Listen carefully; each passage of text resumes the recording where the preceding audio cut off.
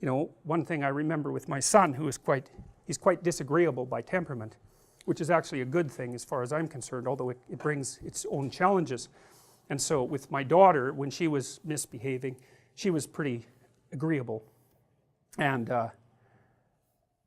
you know, if she was misbehaving, I could basically just look at her and then she'd quit, you know. But my son, it was like, that was just nothing. You're looking at me? It's like, no, that's just not going to go anywhere, man. And so then I'd like tell him to stop, and that really wasn't having much of an effect either. He'd just sort of maybe laugh or run away or whatever. I mean, he was a tough little rat. And you know, what I would do with him is he would be doing something and I'd interfere and he'd get upset and, you know, angry, and so then I'd get him to sit on the steps, and I told him, and this is when he was about 2, I said, look, you're going to sit on the steps, that's time out, you're going to sit on the steps until you've got control of yourself and you can come back and play the family game again. I basically said, be a civilized human being and then you're welcome again. And so he'd sit on the steps. It was so interesting to watch because he was just enraged. He'd sit there, like, have you ever seen a 2-year-old have a temper tantrum? It's really quite the bloody phenomena. If you ever saw an adult do that, you'd call 911 right away. It's like, oh my God. And I've seen adults do that, you know, because people say with borderline personality disorder will have temper tantrums, and it's like, man, you want to be about 30 feet away from that person, that's for sure. It's really, but in kids it's like, well, first of all, they're only this long, so how much trouble can they really cause? But it's like, you know, they're just completely gone. They're like on the floor, their face is red, they're just furious, like way more furious than you ever get if you're even vaguely socialized. They're just outraged, and they're kicking and hitting the ground, and like, it's like a little epileptic fit of anger, you know. They're completely controlled by their rage. And we took care of one kid for a while who, he was actually a pushover, that kid. You could get him to behave by, you know, kind of shaking your finger at him, but his mother thought he was really tough because he had her figured out. And one of the things he would do is have a temper tantrum, and during the temper tantrum he would hold his bloody breath until he turned blue. It's like, try that, like, you know, that's your homework.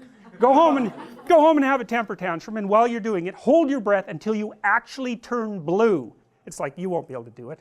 You don't have the willpower of a 2-year-old, that's for sure. That little varmint, man, he'd just have a fit, then he'd hold his breath and then he'd turn blue. It was like, wow, that's amazing.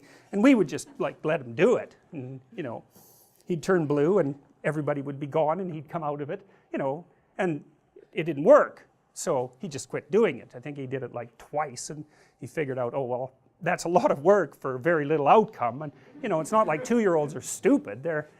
They're not stupid. They're probably smarter than you, but they're not civilized by any stretch of the imagination. And so anyways, back to my son, I'd put him on the steps and he'd be like, just like enraged and trying to get himself together, you know. And I'd wait a few, I had a strict rule, which was, as soon as you're done, you're welcome again. So it's completely under your control. You get yourself calmed down, you come and talk to me again. If you're calm enough so I like you, then you're welcome back in the family. No grudge, nothing. And so it's harder than you think. Like, people think they like their kids. It's like, don't be thinking that. They're hard to like. They're little monsters, and they're very, very pushy and provocative. And so lots of parents do not like their children, and they do terrible things to them their whole life. So it's no joke, and it's very common. And you know, that was Freud's observation, fundamental observation, that a lot of psychopathology is rooted in the family, and you can be sure of that.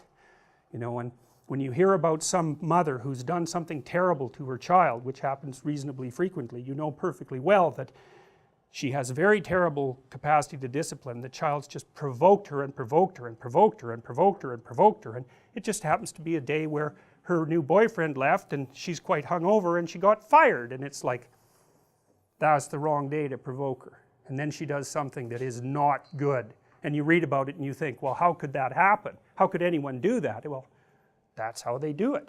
And so, and kids are very provocative, just like little chimps. Chimps will, the adolescents will like throw little pebbles and sticks at the sleeping larger males and bug them. And that teasing, which it is, that teasing turns into full-fledged dominance challenge behavior once the adolescent males get big enough to do it. And so when you're being provoked by a child, which they provoke you all the time, they're trying to figure out, well, just where are you exactly? What happens if I do this? What happens if I do this? You know, and how else are they going to figure it out? Anyways, he'd sit on the steps and he's just enraged and trying to control himself, and I'd watch that, and then, you know, I'd come back after about 2 minutes or whatever, and he'd still be, "Arr!" I'd say, well, you know, have you got yourself under control? Are you ready to get off the steps? And he'd go, no, not yet. And then, you know, he'd get himself under control, and then he'd come back, and, you know, he'd be contrite, and then I would like him right away, you know, because you got to watch that, you know, because you don't like being dominated by a 2-year-old. No one does.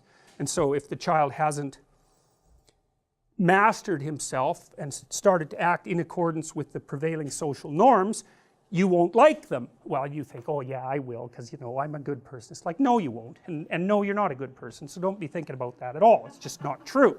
So when he was contrite, then he'd come, and then, you know, we'd just go on like nothing had happened, because that's what you want to do, right? As soon as you get compliance, especially if the compliance is in the best interest of the child, you want to reward it instantly, right? That's the right thing to do, because so then, and you could just see him gaining control over himself. And so really what was happening is in his mind, in his brain, we'll say, there was a war between the psyche, the ego, that was starting to become integrated, you know, and starting to become a continuous person, an identity.